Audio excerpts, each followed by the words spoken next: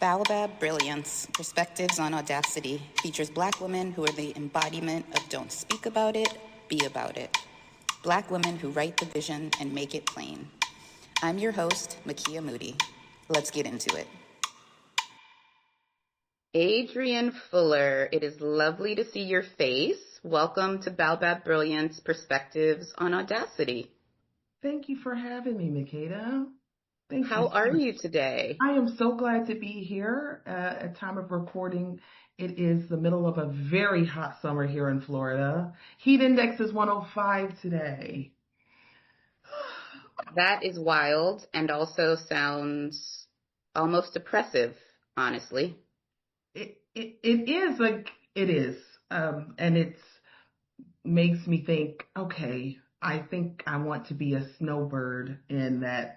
I'm going to spend my summers enjoying it and not going from one air-conditioned place to the other, because that's not a fun summer. Yeah. No, the weather has been really wild lately, and it makes me want to stay inside, even though being outside definitely fills me in different ways than just being in air-conditioned spaces. All right, so we kind of jumped in, but usually I start these conversations on Baobab Brilliance with a question, which is, what word or phrase describes how you are entering into our energy exchange? Excitement. Why are you excited, Adrienne? Because you're talking to Makiyah Moody? Is that why you're excited? It is. There are some people that you meet and you're like, I don't even remember her name. But the fact that I remember you, I remember your face, I remember the energy that we exchanged, made me excited to see you again today. So that makes me want to tell our listeners how we actually came into each other's orbit. And it was about a month ago, like to the day. Oh my gosh, it really was. Yes, it was. Because Rachel Rogers hosted ROI, the Millionaire Summit in Huntington Beach, California. Mm-hmm. And you and I were in a little, I think a brain date is what they were called. Yes. And we went to fill our cups and expand our brains and then had a nice little connection after that experience.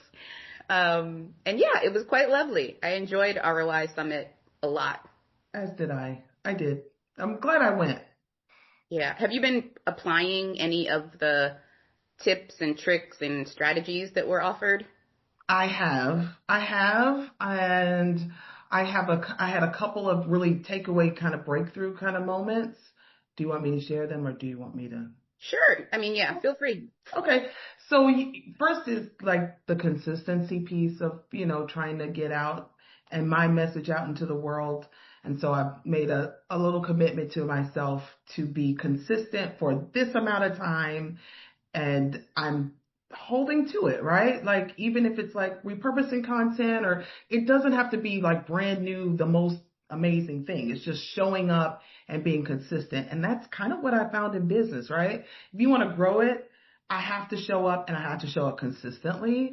Another one is like giving myself permission to be happy and be wealthy, which is something I didn't think I had let go of, but I was like, I guess there were tears and there was a journal, and I was like, we're still working through this. And I've done all the things, right? Like I'd gone to therapy, I'd gone to retreats, I spend quality time with God, I meditate, but we are still working with this. So sometimes you can still be doing all the great things, and then there's just one event that like shows you, oh, you still have this that you're working through, and you embrace it and then work through it.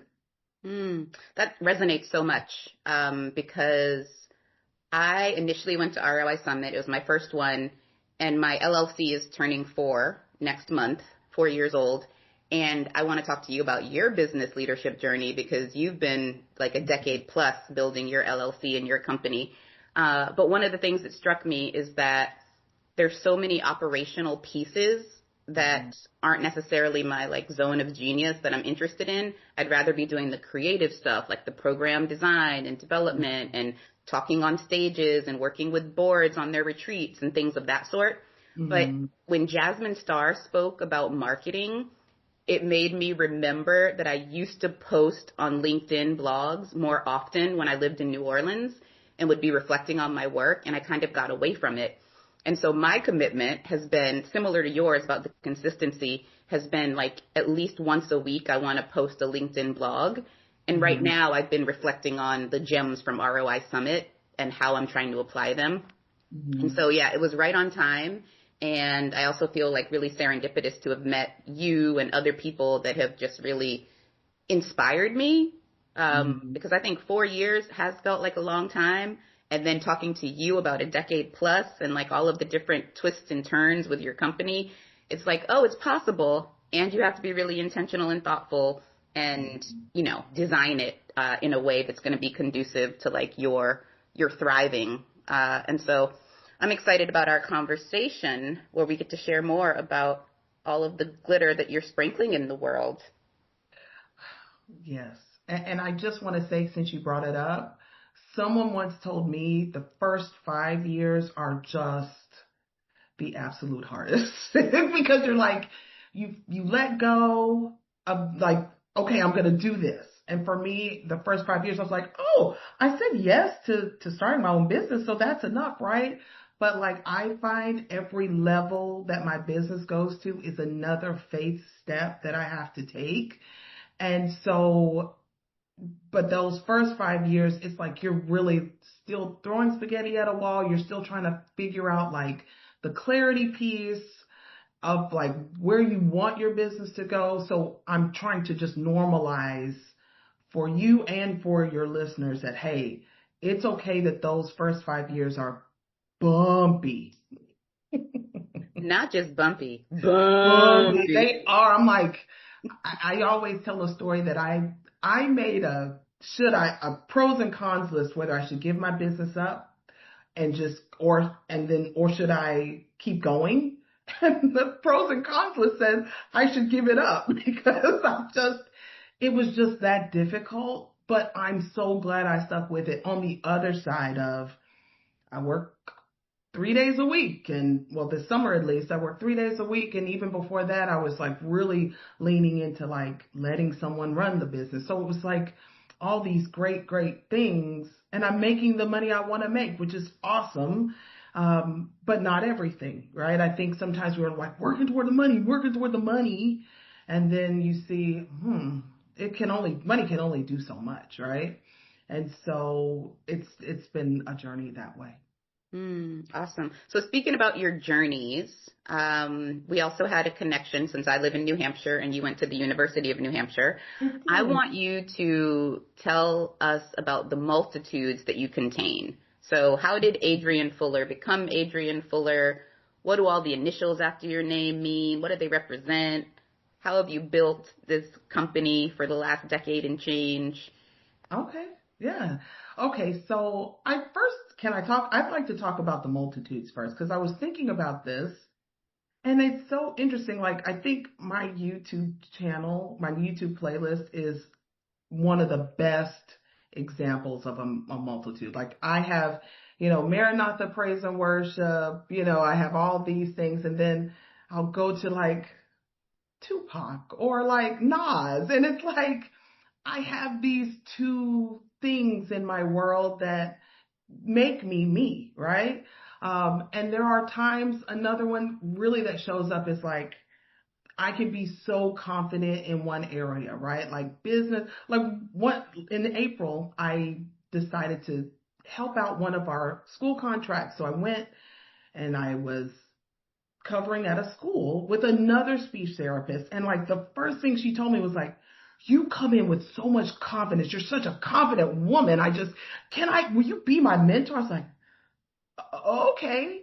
I have those moments. And then I had this moment, like I had a very interesting meeting with part of my admin team and I was just feeling so frustrated. And so like wanting to make them understand why I'm doing what I'm doing.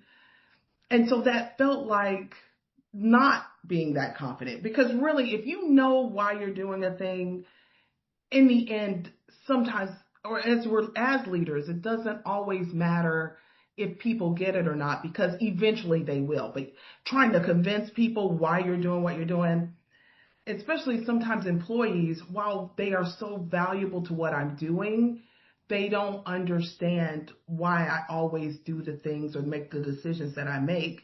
And for so long, I've been trying to, well, let me tell you what, but sometimes when I'm the eagle and I'm seeing everything in real time, but they see it from just their vantage point, then it's like, oh, you can't understand this. And I am making peace with that. Hmm. I like the metaphor of the eagle because it also makes me think of a verse in Isaiah. Hmm. Hmm. They that wait. Um, okay. Ooh, that touched me because it says that they will mount up with wings. Like they that wait upon the Lord will renew their strength. But sometimes we are like trying to do everything in our own strength, but still be the eagle. And I'm like, either we trust God or we don't sometimes. And I'm like, okay, God, then I trust you. So that just really resonated with me. Like, you just wait on him. Let him do that work that needs to be done in those people. You don't need to do that. You need to do what you've been called to do and trust God about the rest. Oh my God. So you just made me think of Fawn Weaver at our Mm. summit, Oh my God, so good. who I'm manifesting right now that you and I get to spend time with her in real life, in the same room, in the That was same good. time zone, in the same space, because she is just so potent and Hmm. faith-filled and amazing. But when you just said like wait on him and like let the faith do, let the faith work, it just reminded me of her. Like she is Hmm. so unapologetic and Yep. grounded in her faith in Jesus Christ that it makes me it has made me like tingle. I've been like going online to find other interviews that she's in just to keep getting Hmm. my cup refilled. Hmm. Unapologetically, a Christian is what came to mind when you said her name, and I think we could take a lesson just from that. Like, it's cool to be in spaces with the world because like even Jesus was he fellowship with sinners like that, and that's I don't think we should just stick with church folks, but I think in fellowshipping with people who maybe not of the same faith, Christians sometimes tend to just like, oh, okay, if you drink, I'll drink. Not that drink it, whatever. But it's like, I love that Fawn Weaver is just so like, I'm a Christian. This is what I believe. I'm okay with what you believe, but like, I'm a Christian, and she embraces that, and she'll say it on the biggest stages and be totally comfortable in that. And that for me, I've been really convicted about you can be a Christian, but almost be like so low key that people don't know because we're just so afraid of like putting our religion on people or because people have done that in the past. But God is a big part of who I am. And he's the best thing that ever happened to me. And I want to let people know that. And I'm encouraged by that. Yeah, she was such a blessing. So good. So speaking of being unapologetic, the subtext to this interview series, Bow Bad Brilliance, Perspectives on Audacity. And so I'm wondering, in all of the different chapters of your life, where has audacity shown up? Like, did you feel like you were being audacious when you started Speech Builders, and maybe tell us a little bit about that? Or are there other areas when I say, where does audacity show up in your life that you can just think like, yes, these are the examples? Sure. So I'm a speech language pathologist, and the first instance of audacity showed up when I decided to quit my job as a teacher and move to New Hampshire, not knowing a single person uh, to pursue that degree. And even my dad to this day is like, I still am so proud that you did that. Like, that's just not always done. And so I thought that was audacious, but also I beginning to start my practice, right? Like I was so scared, but I was like, something told me I had to do it afraid, and I had to be just audacious enough to think that I could do this. And I think when I look back and think, okay, you sold your house because I bought it when the market was turning. I bought it in 2000, I don't know, 6 or 8, when it was plummeting. And so I sold my home and moved back in with my parents. That was audacious. And then I always say I made cold calls from my old bedroom floor. So I would say it was in like my heart was beating. And I was like, I would call like 5 schools a day. I made a list of like 50 schools in my area, and I called 5 a day. And like, when you're trying to market, cold market, you're like, please don't answer. Please don't answer. But I was like, do you need a speech therapist? But I did that until at least 2 schools said yes. And it kind of grew from there. And so now that I'm looking at a team of, I don't know, 26, 28 people, and we have 7-figure revenue, I just feel like I am the audacity that I had to think that a party of one could grow to a party of 28 with all this revenue and all these people that depend on our company and just the reach that we've had. Like, I calculated last year we gave out 16,000 visits of therapy in my little small town. So like, kids don't have to go all the way to downtown Orlando and to get and receive good quality therapy. That makes me feel good. And I was like, I was so afraid, but I was audacious enough to do it. And I feel like that's exactly where that audacity came in. And not to say that it wasn't scary, and not to say that the people pleaser in me didn't get some knockdowns and like, who is this? Even to myself, I say, who is this black girl who thinks she can do it? I am the black girl that thinks I can do it, right? And so I guess that's where it showed up. Mm. It's so awesome to hear you and just see the affect of kind of like your battery level rising as you talk about like going from making those cold calls on your bedroom floor to 28 staff members and 16,000 children and families touched with the skills and the offerings of your company. It's amazing, and it definitely energizes you. You had a I you had had a a little jolt. affect going on. And now I just want to be audacious enough to receive all of that is. I think sometimes I'm a high achiever, and so I'm like, what's the next thing? What's the next thing? But at this moment, I'm really working on being audacious enough to say, if I never did another thing, it's enough, and I'm enough. And I think when you are super motivated and you're very ambitious, just getting to the next thing is what we like to do. But if you're not careful, you are just always going for the next thing instead of really appreciating where you are at the moment. Like, and trying to find that dance between, okay, I want to keep doing stuff, but I also want to enjoy what I've done and what I've worked for. Yeah. I feel like hustle and grind culture kind of Yeah. robs us of the joy of being able to be still and savor whatever it is that we have built. Or like, I often think of my life as a garden and want to think thoughtfully about like what I'm planting, and am I making sure it has the right resources and sunlight and water, and am I talking nicely to the plants in the garden? And I think like wanting to climb and keep on kind of like racking up things on the leaderboard ends up stealing the ability to just like be present in the beauty of the moment, which I Hmm. think is a really great superpower to have, especially in the current construct of this world with like all of the challenges and heartache that seem to be just like on turbocharge. And so being able to incite joy and really harness joy, I think is really important. So I think my question for you is, with all of the spinning plates and all the things that you're doing as you build your company and continue to sustain it, what are your practices to incite joy?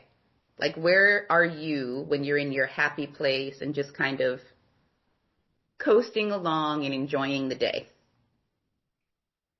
My very, I'm an avid traveler. I love that. But really, if I'm honest, my favorite thing to do is like piddle around the house all day with like nothing. Like I'll make a coffee and I'll watch something and then I'll read an article. I love that place.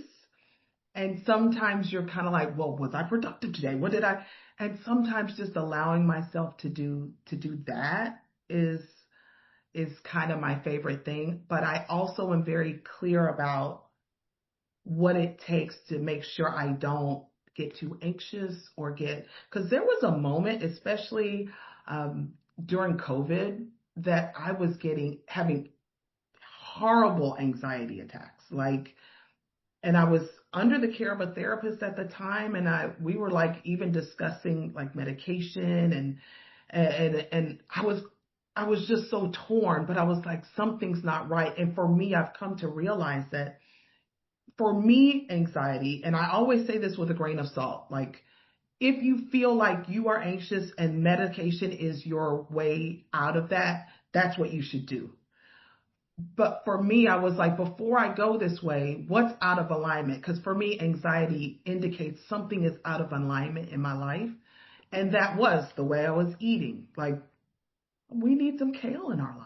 Like we need foods that are alive, but I also needed consistent quiet time with God. My prayer time is good. My time reading the Bible and reading the word is good, but also meditation, like just being still and being silent. That is what was very, very helpful to me. And so I'm using those things. So there are still times that I feel anxious and I'm like, ooh, did I pray today? Did I meditate today? Am I exercising? Like sometimes we do all of these things and then we get to the good spot and then we stop doing them.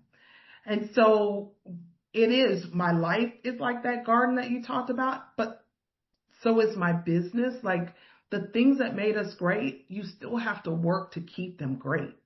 Mm. And so just being very intentional about, okay, these are the things that make me calm and make me feel at peace and and bring me joy.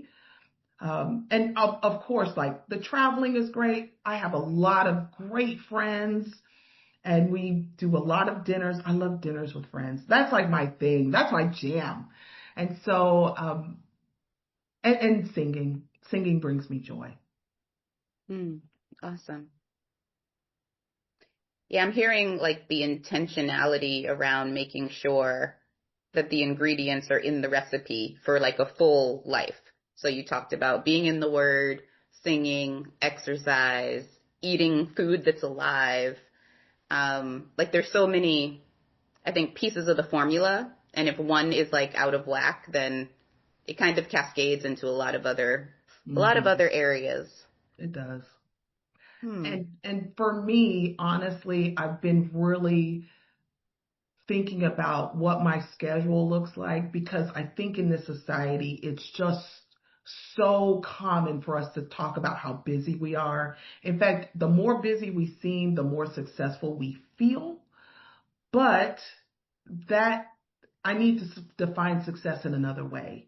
Because if I'm always saying I'm busy but allowing things on my schedule, that's my fault. And so I have to take ownership because only I can say what I'm going to do and I'm not going to do. I mean, of course, like if you're a mom, if you're a daughter, there are certain responsibilities that you have to have, right? But then that also means I have to let go and say no to some things and I can't do it all. And if I look back, even in high school, I was always that kid like doing way too much because I was afraid of missing out on something. So I was like, okay, I'll work a part-time job. I'll do Spanish club. I'll be involved in church. And then if I look, I have a pattern of doing that. So then I'm like, how many times do we have to do this pattern before we identify that it is a pattern? And really, the base of that is fear. I don't want to miss out on something because I'm Mm. afraid that if I don't do it all, something will go aside. But maybe if I have a little more faith in, like, God, I trust the timing in my life. So if I'm trusting the timing of my life, the things that are meant for me are going to come back to me anyway. but I can't do anything when I'm doing everything. Mm, yeah. Easier said than done. Yeah, we definitely overdial, I think, on maybe trying to be everywhere all the time instead of just settling into the sofa, maybe reading a magazine, doing some deep breathing.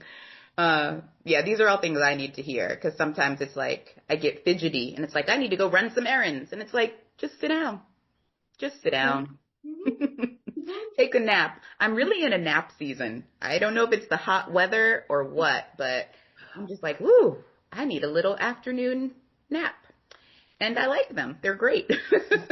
Wonderful. And I am kind of in that same place where I'm a kid. I guess I was a kid in the 80s. So television is I love television. But for so long, you're like, I hear in these personal development spaces, don't Netflix, like no Netflix for 30 days or no TV and no. But if TV is what relaxes me, embrace what relaxes you. Like Mhm. if a spa day doesn't relax you, then don't do it. If TV is what relaxes you, that's what you should do, right? And it doesn't mean I have to justify watching TV by having my laptop in my lap. And for me, I'm like, okay, I can watch TV, but I'm also going to do a little work. I mean, and it's okay if work, I know that this is going to sound like I'm backpedaling, but sometimes work is like, okay, it's okay to, I'm going to do a little work and then I'm going to put it aside. But I'm just trying to find the balance of, I want my TV, but I need to work.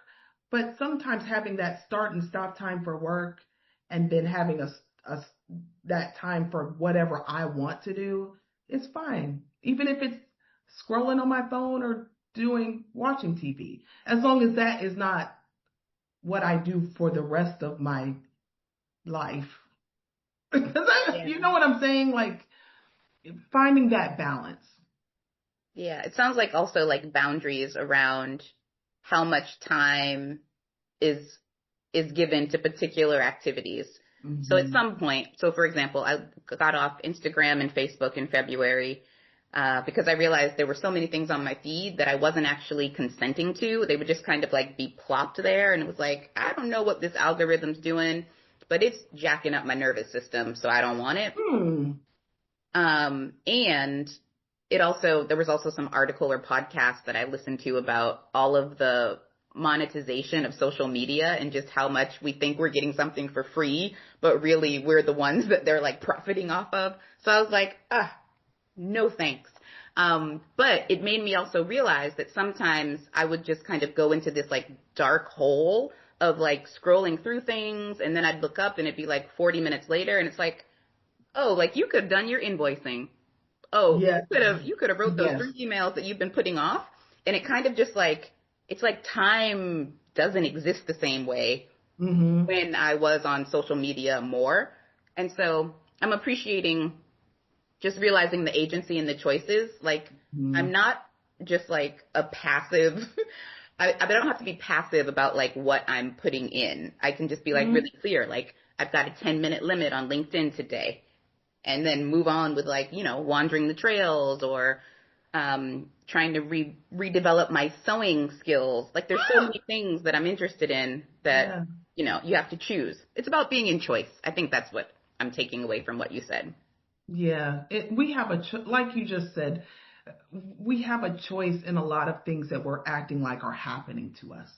My Mm, schedule being the one, but what you're saying about social media, you are maybe the second person I've talked to in a short time that said, I got off this, I got off that, and they feel lighter to me. You feel like you're very, I guess light is the only word because sometimes you're right. Those posts and those things on my feed, they're damping me down. yeah. How much information do we need? I feel like it's just this, we need more and more and more information, but we're not doing anything with it except internalizing it. Yeah. That's where therapy's been really helpful, actually, to think about how to discharge certain things that I don't actually want to be holding. Hmm. Because I find myself being really empathetic and thinking about the the weight of the world and so much heartache and the floods in Mhm. Texas and also flooding in New Mexico and then a genocide in Gaza. And like, there's so many things where it's just Mhm. humanity. What are we doing to each other? And my heart feels really heavy. And then I have to like go through this processing of like, what's mine to actually deal with? What Mhm. agency do I have to try to be someone who is demonstrating more care and concern and love when it feels like it's in short supply in our political discourse and in the halls of Congress and all the things. Mhm. And it really changes the calculation when I'm thoughtful about like where I actually have agency and if there's a small piece of something I can do, since Mhm. I can't stop, you know, missiles from being sent to Israel. And so what are there things that I can do? Can I be nicer to my neighbor? Can I actually make eye contact when I'm in the hallway or the laundry and be, you know, kind of like, I see you. So it's That been, that's it's been a so journey. yeah. I 100% co-sign on that. It's my thing is with all those things happening, what can Adrienne do to the people that in the world where I have effect on? And like you said, sometimes it's just saying hello or saying good morning and seeing someone and acknowledging that they exist. That's huge. I don't think we do that enough. It's huge. Yeah. Hmm. It's making me think of Ubuntu. I am because you are, and how Mm. we've kind of dimmed ourselves to like the humanity of each other. Like, no, like you're a whole human. Let me try to like vibe with you in your humanity. Um, so my next to last question for you is around, let's see. I think, well, maybe not. It won't be the next to last. There's going to be two more. So this series, I'm focused on Black women because I think we are the baddest of the bad. And I'm curious about how you think your identity, or like one of the layers of your identity as a Black woman, shapes your leadership style and kind of your approach to like the work that you're doing. You know, I feel like it makes me definitely a more empathetic leader. I've always felt like I am that leader sent to those people who feel maybe looked over. So I do my best, even in my own organization, to acknowledge everyone, let their voice be heard, because sometimes all people want to be is heard. Now, what I've had to come to grips with and really say, okay, is this is still my business that I created, and this is how I want to do it. And sometimes you want to have people be heard so much that you're diminishing what you want to do and what your goals are. And so, thank you, I hear you, but it's Dr. Henry Cloud. He said, how do you deal with critical people? I don't, because this is how I want to do it. And sometimes I've been socialized as a Black woman to want to please. And so That that, part. yep, so it's That carried part. over into my business and I acknowledge it and I see how it happened. Like, so when people quit, it used to be like this big thing and it still hurts. But I understand that if I'm doing what I feel is best for me and my business, then I can't or shouldn't be so upset when people do what's best for them. But it's when I'm doing too much and trying to give too much, and then I feel like people should be grateful. That's where we go wrong, because you give what you want to give because that's what you feel like you need to do. But when you do more than that, and then it's not reciprocated, then you're feeling all these feelings, and it's like, oh no, you do what's best for you, and not in a selfish way, but in a selfish way. Because if I'm not okay in my business, you're not okay. So you really want me to be okay. And so kind of coming at it from there, But yeah, that's what I'm working on. Hmm. And that's age too, right? Like when I was in my 30s, I guess I started it in my late 30s. It was, you're still trying to figure out. But like now that I'm in my 50s, I'm like, you want it or not? Like, because people will come and people will go. So everyone is important to me. And lately I'm like, Adrienne, you can't let go of everybody. You can't fire everybody. Cause I'm like, if you don't want it, you can go. And I'm like, No, you're like, you can get with this or you can oh, get you with can that. get with that. Because I know what I'm offering. We have a great organization. So I understand if it's not the best fit for you. You know, my dad always says it's like, he says everyone has an agenda. Agenda is a very harsh word, but it's not untrue. So I need someone to do this job, X, Y, and Z. But the person looking for a job needs a company that does A, B, and C. So what we're trying to do is make sure that we fit and what I need and what you need align. But when they don't align and you're trying to jam it in, that's when you have a job that you hate or an employee that you're not the biggest fan of. And I'm just going to say that because I hear a lot of talk about how jobs are and bosses are so horrible, but who's talking about employees who are horrible? Because there are some. And I'm like, you know, I'm always going to be on, and my friends are like, you are the man now, Adrienne. And I'm but I'm like, when I hear like, my boss is this, my boss is that, man, now that I am the boss, I understand sometimes why your boss is this and your boss is that. Hmm. There's so many layers to it. So Uh, many. like as a consultant, I'm sometimes befuddled and tickled actually, because usually projects will start with some intake conversations just to understand kind of like, what is it I'm entering into? Hmm. And it's amazing to me sometimes how the perspective can be so vastly different between like the board members, the executive leadership team, frontline staff around kind of like what's the vibe of the organization or certain things that were kind of like firestorms for one group that then the other was just like, well, it's called leadership. I made a decision. And then people are like in their feelings about it. And it's like, it's just all very, kind of convoluted, but Yeah. also just makes me think that we've gotten worse at communicating because Yes. there should be a way to actually have some discourse where it's like, my perspective is X for these reasons, and this is my position. And then getting somewhere where you can understand the other person's position, even if you don't agree with it.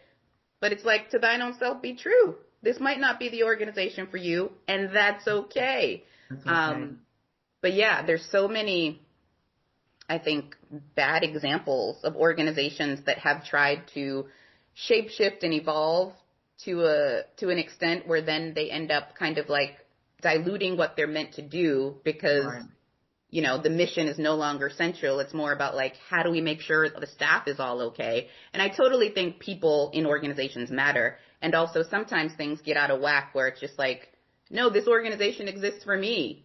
Give me all the unlimited PTO, even though I don't want to be accountable for my job. It's Mhm. like, it's a lot. That might be an unpopular opinion, listeners, but that's what you get when you come to Baobab Brilliance. It is. And I've also realized, like, just like you were saying, the whole communication piece, let them see my perspective. Because a lot of times we're doing all of this in the dark and they have no idea. But you can let someone know, and then that's all you can do. But I think for a long time, I've been like, you understand why I'm doing it? Okay, so the question was, okay, so do you like me? And really, Mm, as a leader, they won't always like you. That doesn't mean you have to be a butthole, but it does mean you have to keep to the vision. Because once a business coach told me, your vision and your clarity for the company rests solely on you, Adrienne. Like, because we were all getting into this discussion, like, employees are this or employees are that, and they just want the money, and it rests solely on your shoulders. So mm, communicate that and hire that way, or not hire, which is where I'm at. Like, well, you're not a fit, so we're not even going to try this. because we know you're not a fit, you know? Let's Mm-hmm. bless and release you and go from there. And then that's like the best firing because it was a non-hire. Mm. Yeah. Yeah, I find that that could be a whole other conversation Yeah. just around thinking about the people management and how to bring people into organizations and companies thoughtfully, where you've kind of kicked the tires and have a sense of what they'll be able to contribute and in what context and where they're uniquely positioned to add Mm-hmm. value and be a part of a team. Mm-hmm. Because I find that some people work on teams, but they really don't want to be a team player. They It's don't want to be a like, team player. well, Mm-hmm. maybe this is maybe this isn't the right type of organization. Anyway, okay. So my last question for you is this, similar to how we started the conversation. What's a word or phrase that sums up how you are leaving this glorious energy exchange today? This is going to sound weird, but I feel empty. Like, I feel like before I came on, I was like, Lord, what do you want me to say? So I had all of this energy and all this. So I feel like I've said what I want to say, and I feel pleasantly empty. Empty is not like, not depleted, but like, oh, I've accomplished what I came to say and do. You better tell them. So what's so funny about that, and then I'm going to give you your flowers, is that I mentioned earlier that Fawn Weaver has now become, like, she was on my vision board from 2 years ago, and then I got to meet her in real life You in have a Huntington photo. Beach. I love that photo. I be loving it. But I just listened to her. She was on Jasmine Star's podcast a while back. I'm going to send you the link. And one of the things that she said is that when she walks into a room, she either knows that she's going to be making a withdrawal or making a deposit. And since Wow. you feel pleasantly empty, Adrienne Fuller, thank you for depositing into Baobab Brilliance today and to the listeners that will hear you sharing your gems. And I want to conclude with what I love about this podcast is that I have the opportunity to talk with people one on one that, like, I think are good people. It's like you're going to stimulate something, you're going to give me something to think about, etc. And I knew from the first time we met, there was like a little glance that was shared, and then you grabbed me by the arm. And I said, I don't know you. And I just love that you felt that energy and then like reached out, even though I was giving you, jokes about like I didn't consent to touch. But I'm so glad you reached out and touched me because I feel like this is the start of something pretty awesome. And I'm excited to see where Speech Builders continues to go, or if there's a whole other chapter where you're about to launch something because ROI Summit was giving you all the cheat codes. Yeah, and I'm just excited to have like another partner in this space of, badass Black women that are building companies. I just do want to say this because I, what drew me to you is, and I'll tell the story very quickly, but we were sitting in like one of those brain dates that, in my opinion, wasn't going well at all. Because to me, the person showed up not as prepared maybe as she could have been. And I found myself like in my head kind of ruminating, like, this is kind of a waste of my time. I can't believe you came to this opportunity and all of these things. And then you said to the person to their face, but in the nicest way, like, is this how you envisioned this brain date going? But not in a confrontational way, but like just giving her a minute to kind of reset and then we could go a different way. And for me, that was such a big lesson that you don't have to shame anyone. You don't have to, there's a way you could say, hey, this is not quite what I'm expecting. How did you want this to go? And still leave a person with their dignity. Hmm. And I think that's what Christ did, but I think that's just a way to be and show up in this world today where people are so confrontational and so like, I told them I was true to myself. I stood in my truth. You can stand in truth in a way that still leaves the listener or the other person feeling safe with their dignity intact. And you gave me that lesson. I'm appreciative of it. Oh, thank you.